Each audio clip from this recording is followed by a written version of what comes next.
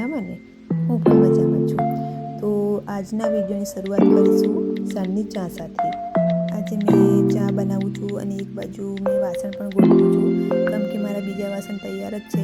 મેં વિચાર્યું પહેલાં આને ખાલી કરી દઉં, પછી વાસણ ધોઈશ. તો એક બાજુ ચા પણ ઉકળે છે અને સાથે સાથે મેં કંઈક નવું કરવા માગું છું, પણ મારાથી થતું નથી, કેમ કે મને એટલો ટાઈમ નથી મળતો.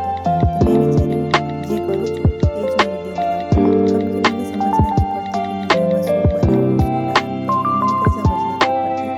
સાંજે મારા હસબન્ડ આવી ગયા તો મને કે જમવાનું આપી દે.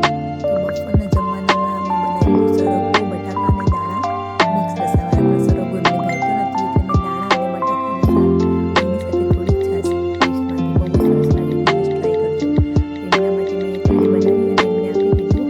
મારા હસબન્ડને આદત છે એ ટીવી જોતા જોતા જ ખાશે. બધાના ઘરમાં એવું જ હશે મોસ્ટ ઓફલી, કાં તો કોઈ તારક મહેતા જોતું હશે, કાં તો કોઈ પિક્ચર જોતું હશે. જો મારા આદમીને એટલી કમ્પ્લેન્ટ છે, એની પાસે એટલી કમ્પ્લેન્ટ છે ને, મારી નાન મારા માટે ગિફ્ટ લાવી હતી. તો મારા જ ફોનમાંથી વિડીયો બનાવીને મને સરપ્રાઈઝ આપે છે. તો બહુ સરસ પર્સ છે. પર્સ ગઈ હતી ત્યાંથી મારા માટે લાવી હતી. તો મને બહુ જ સારું લાગ્યું એ પર્સ. મારું સગીનું જે પહેલું પેમેન્ટ આવશે ને, જે મારું હશે, તે હું આને એમાં મૂકવાની છું. ત્યારબાદ મેં ઉપર ગઈ, કેટલા દિવસથી મેં ઉપર કચરા પોતું નહોતું કર્યું, તો થોડો ટાઈમ મળ્યો તો મેં ઉપર ગેલેરીમાં અને રૂમમાં બધે કચરો વાળી લીધો.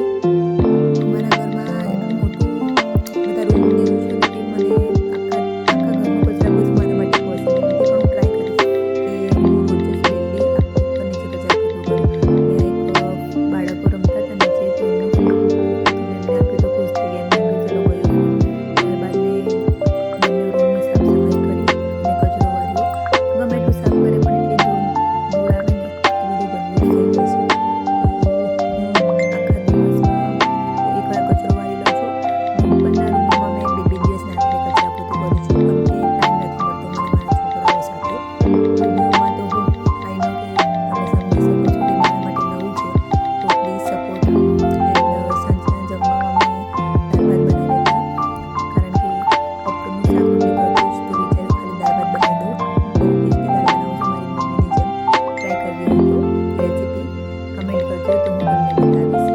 બહુ મીઠી દાળ. અમે પટેલ ફળિયામાં રહેતા હતા ને, તો ત્યાંથી અમને આ ટેસ્ટ મળ્યો છે. મારી મમ્મી પણ આ રીતે બનાવતી હતી અને મેં પણ. ત્યાર પછી આદિના નાટક ચાલુ થઈ ગયા.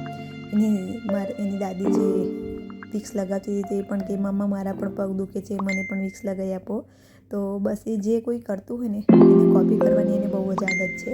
તો મારી પાસે બેસી ગયો કે મારા પણ પગ દુખે છે, મને વિક્સ લગાવી આપો. તો મેં એને પણ વિક્સ લગાવી આપી.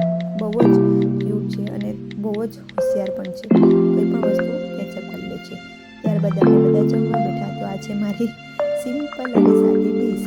Please support, like and subscribe. મિલતે हैं नेक्स्ट